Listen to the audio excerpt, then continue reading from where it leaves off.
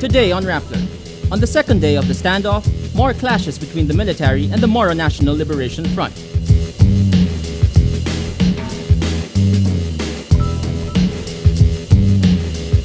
The Supreme Court stops the release of Lawmakers' pork barrel for the rest of 2013.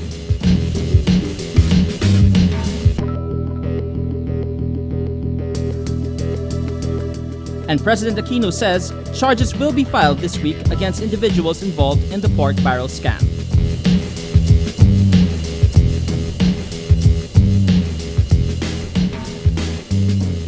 Hello, I'm Ai Macaraig, sitting in for Maria Ressa. Welcome to Rappler, your social news network.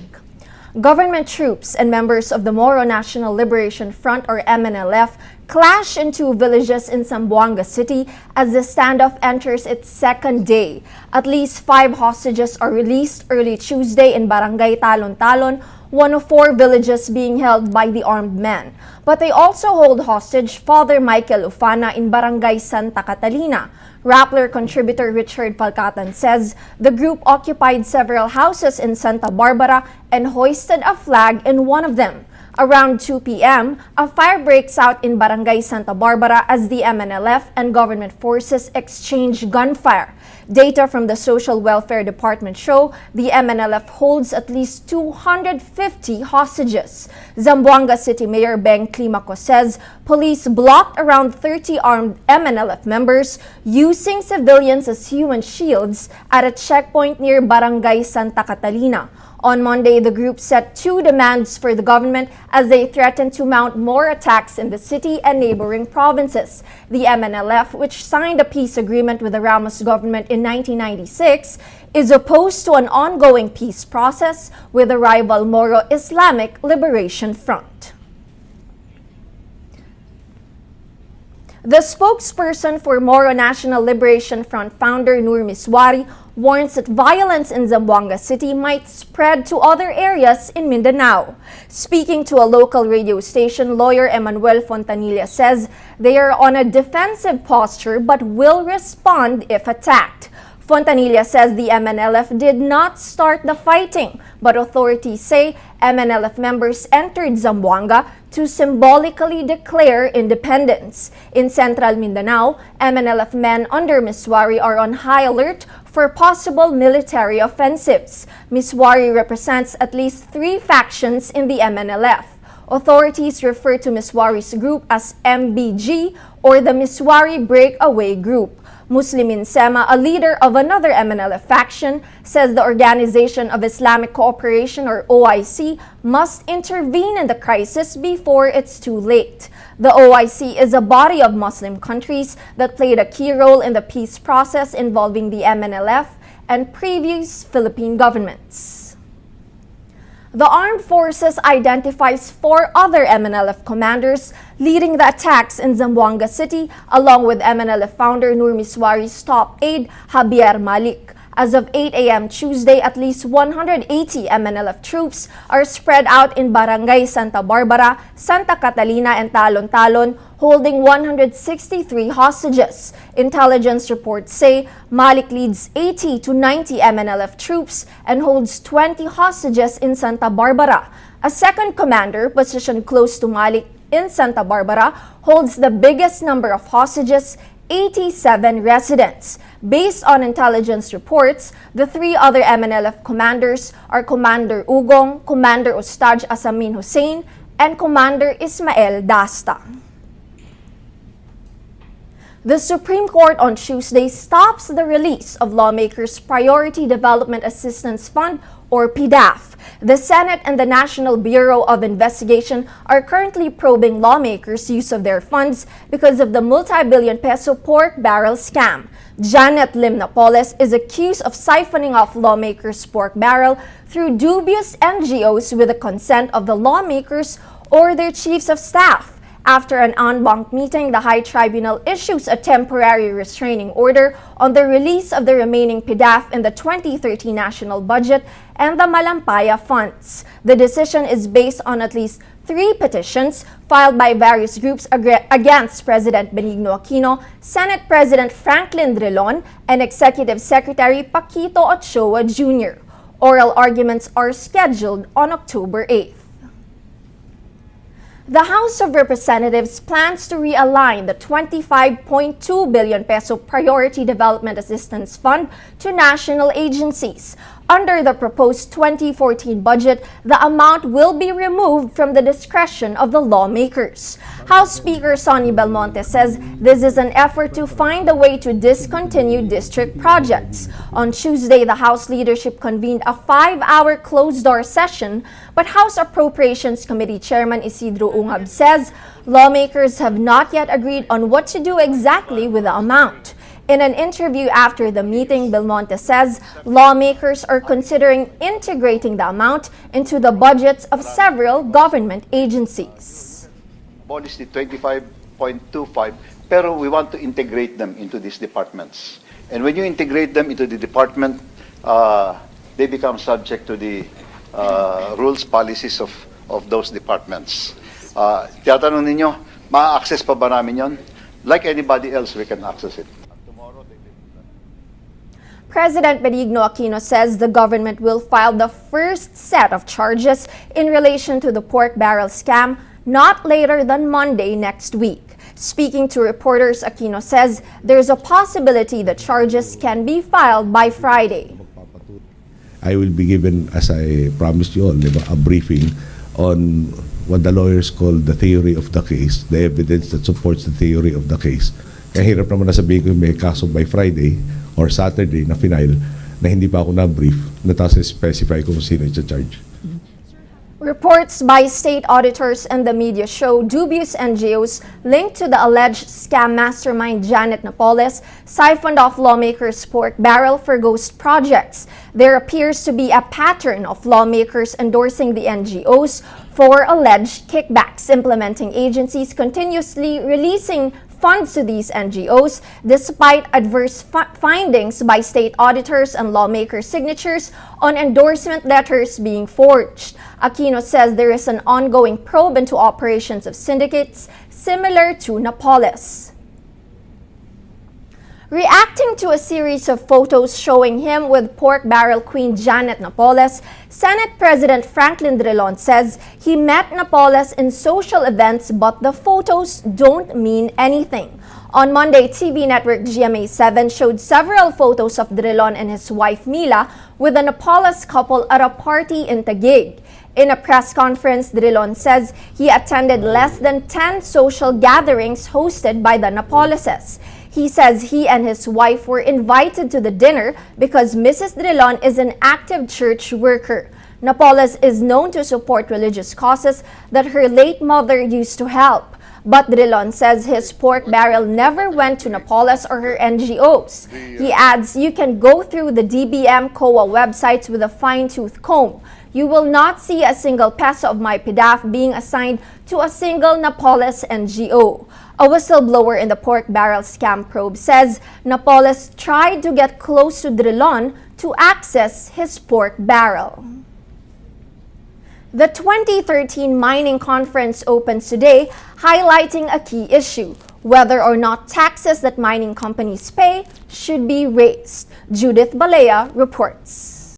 Life, my dear friends, they say there are only two things that we cannot avoid: death and taxes. How much should miners be taxed? The debate continues as government crafts a bill that will restructure the current tax system. The bill wants to give the state its fair share in mining revenues. Citing mining's high social and environmental costs, Senate President Franklin Drilon vows Congress will find common ground. The people must therefore have their fair share of the country's wealth in the form of taxes and royalties. And I underscore fair and equitable. We will exert every effort to determine what is fair for your industry, what is fair for our people. But the mining industry stands its ground. Our companies are responsible stewards of the environment and perfectly in tune with the cry of the times. The truth is, our government receives over half of the total value of a mining project based on the internationally accepted average effective tax rate, or AETR. Romualdez says uncertainty over a new tax measure is keeping investors away. But he says the government must first realize what the real contribution of the industry is to the economy. They will probably come to the realization that their initial position might have been erroneous. Dron says there's no timetable for the measure, but proposals are underway at the lower house. While the debate on what is fair for all goes on, the mining industry remains at a standstill. Judith Balea, Rappler, Manila.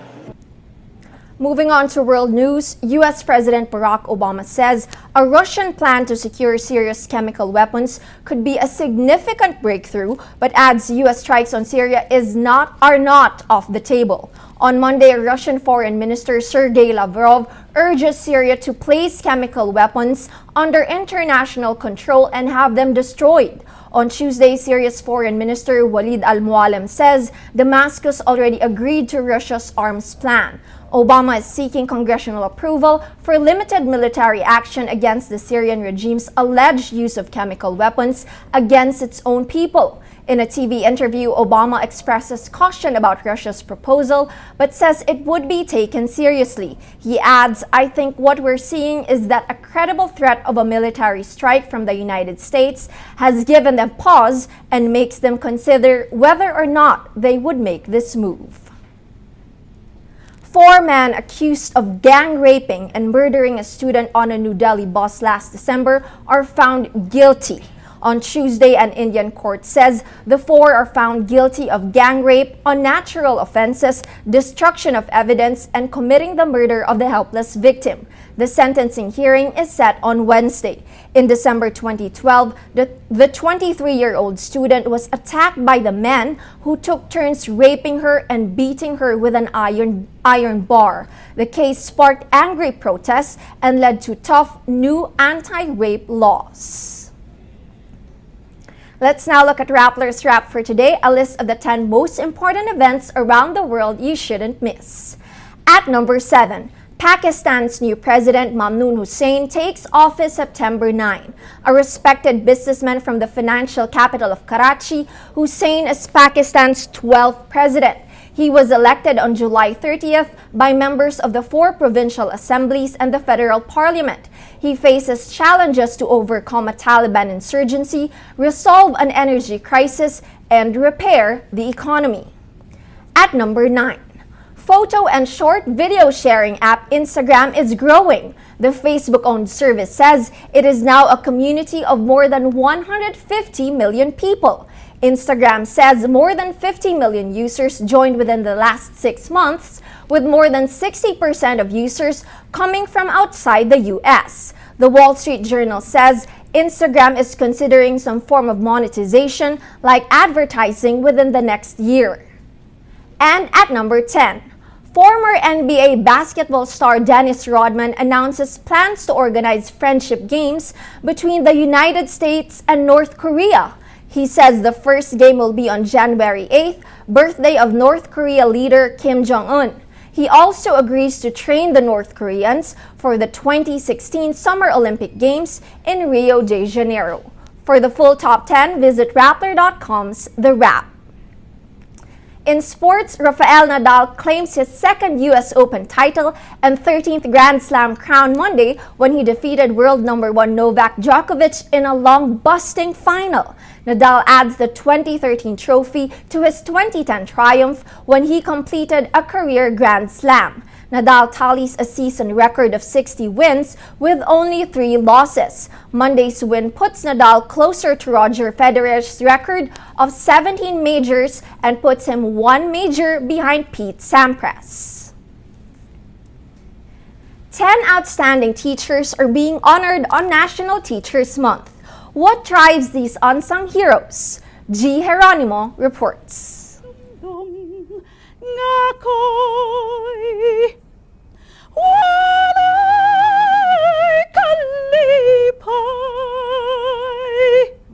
Feli Batiloy calls herself a singer for all seasons. A music teacher, she says it's her life mission to help gifted special children. One of my questions of our judges during the national finals interview, how can you make music as a medium of instruction? And I told them, it could touch the heart and soul of a person. You can sing when you're happy, when you're sad, when you're lonely. For me, music is the most powerful medium of instruction. Is Mrs. Feli Aragon Batiloy. Feli is one of 10 teachers being honored by Metrobank alongside soldiers and police officers.